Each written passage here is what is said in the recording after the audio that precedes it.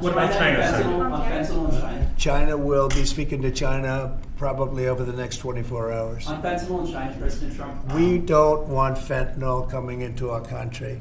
Now, we had another big thing, speaking of China. China's involved with the Panama Canal. They won't be for long, and that's the way it has to be. Marco just got back, as you know. He's in the process of coming back. I guess he's almost back by now.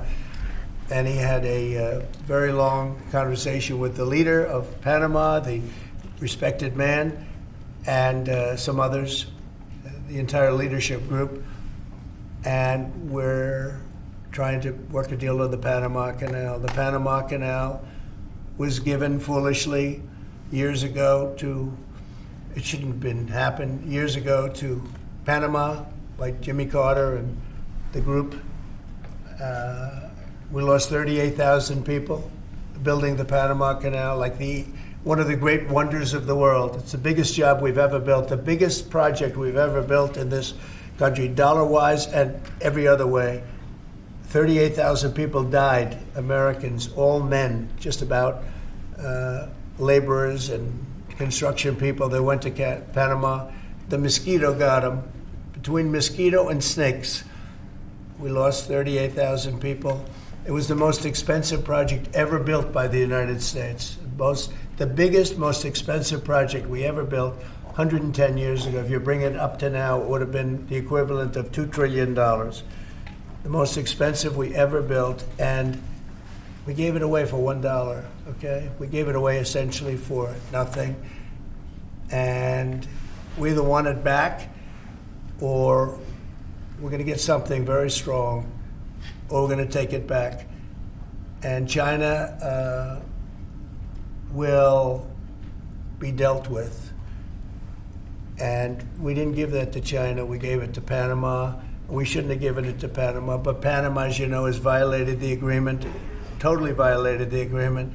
So that's in the process right now. But they did have a very good meeting with the head of Panama. In addition to tariffs on China, could you say your current thinking about whether China should be forced to pay reparations both for fentanyl deaths and the million COVID No, I haven't talked about that, but they do have tariffs. Honestly, nobody, the amount of money that was lost and most importantly, the lives lost because of COVID is not something that anybody could ever even imagine.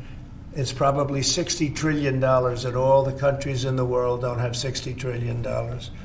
The amount of death and the amount of destruction and the amount of money lost is probably $60 trillion. I had it figured by people about 3 months ago. It figured out. Nobody knows what the real number is, but it's almost an infinite number. The damage done, but I have not discussed that. What I have discussed is we'll have some good meetings with China. We have meetings planned, and we'll see what happens. But that was just an opening salvo. If we can't make a deal with China, then the tariffs will be very, very substantial. Okay, I'm going to sign this one. Sir, this is, you've obviously made making America healthy again a key priority of this administration. A key component of that is obviously heart health. This is a ceremonial proclamation declaring the month of February to be National Heart Month.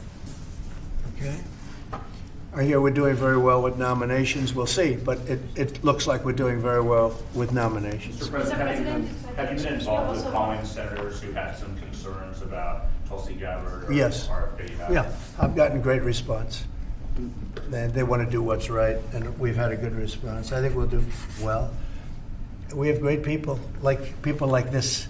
We have great people coming in. I'd like to say the best ever recruited for government. I think we have the finest people ever recruited for government. Will it take an act of Congress? And you know what?